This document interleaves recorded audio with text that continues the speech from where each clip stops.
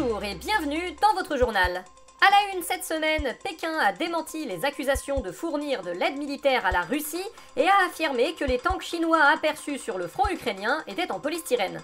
Guerre en Ukraine, dans le cadre des négociations pour un cessez-le-feu, le président Vladimir Poutine a proposé de geler le front sur ses positions actuelles, que l'Ukraine reconnaisse l'annexion de ses territoires, qu'elle dissolve son armée et renonce à entrer dans l'OTAN, dans ce qu'il a qualifié de proposition équilibrée et arrangeante pour les deux parties. La nouvelle de la semaine, c'est bien sûr le décès lundi du pape François. Sa mort laisse un vide dans la communauté catholique internationale. Champagne. Vous êtes pas triste? Absolument pas. Nous, on est des cathos tradis, on le conchiait le pape François. On est content qu'il soit mort. Eh ben, vous êtes sûr que vous êtes chrétien, vous? Ah mais nous on croit pas en Dieu, on est juste des vieux blancs riches de droite et on veut le rester. Le reste on s'en fout. Je vois.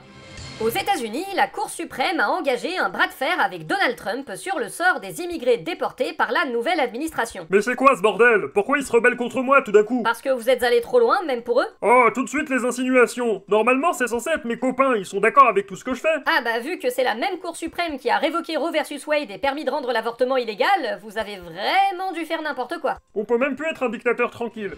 Retour en France où Marine Tondelier a été réélue triomphalement première secrétaire des écologistes avec 73% des voix. Popopo, vous avez vu comment je suis trop forte? Oui, enfin, il y a à peine 50% de participation à ce congrès. C'est pas grave, j'ai gagné. Et puis, vous n'êtes que 16 000 adhérents, tout au plus. C'est pas grave, j'ai gagné. Et ça n'efface pas le fait que vous vous êtes gamellé aux européennes et que sans les législatives anticipées, vous seriez sans doute déjà plus là depuis des mois. C'est pas grave, j'ai gagné. Oui, c'est vrai, vous avez gagné. Popopo, vous avez vu comment je suis trop forte?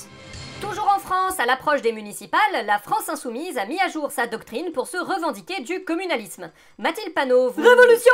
Bonjour à vous aussi. Du coup, le communalisme, soit grossièrement une fédération de communes organisées par démocratie directe, c'est un choix électoraliste pour vous ou c'est vraiment idéologique? Bah un peu des deux, déjà on veut choper des mairies pour montrer qu'on sait gouverner dans des villes et espérer entrer au Sénat, et pour ça faut bien se différencier des autres, et puis ça nous permettrait de montrer aux gens qu'on n'est pas des croque-mitaines. Oui, je comprends, mais c'est tout? Ça va pas plus loin? Bah on propose pas le grand soir non plus, hein, juste la possibilité de révoquer des élus, donner davantage de poids à des votations citoyennes, des trucs comme ça. Entre nous, on appelle ça le communalisme mouille. Ah oui, sacrée trouvaille. Et revenons sur la mort du pape François, nos équipes ont enquêté pour retrouver la trace de son après-vie. Bienvenue au purgatoire, monsieur Bergoglio. Quoi, vraiment?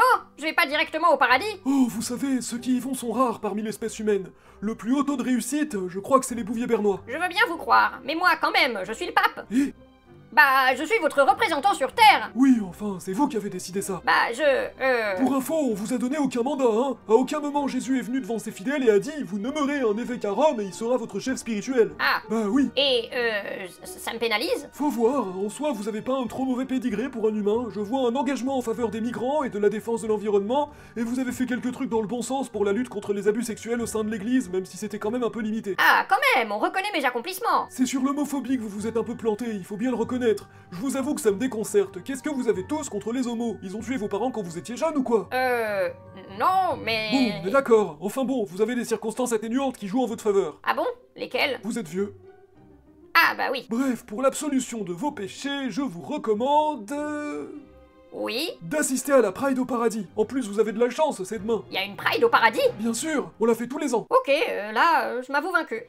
Pour notre entretien du jour, nous nous retrouvons avec le ministre de l'Intérieur, Bruno Retailleau. Bruno Retailleau, bonjour. Bonjour. Bruno Retailleau, vous vivez en ce moment une lune de miel avec les milliardaires d'extrême droite qui semblent être en train de faire de vous leur nouveau champion. Eh ouais, c'est moi le meilleur. En même temps, j'en profite. Maintenant que Marine Le Pen est grillée et que tout le monde déteste Zemmour, il est temps pour un véritable homme blanc et chrétien de venir remettre les pendules à l'heure. C'est vrai que vous avez du mal à cacher vos ambitions présidentielles et qu'il se murmure même que vous avez le soutien tacite du président. Bah, nos intérêts se rejoignent. Moi, je veux mettre fin à l'état de droit en France et lui, il veut empêcher que le RN arrive au pouvoir. Ah, et il veut emmerder Édouard Philippe et Gabriel Attal aussi. Bon, après, calmez votre joie, hein. Même dans les sondages d'instituts privés qui ont tendance à avantager la droite, vous êtes donné à 9%. Ah bon, c'est tout? Mais Marine Le Pen, elle est plus là, si? Oui, les instituts testent Bardella à la place. Il est donné à 31%. Mais comment il fait, ce petit con qui sait pas aligner 3 mots, là? Bah, vous savez, il a que 3 mots à maîtriser pour être au second tour. Ah bon?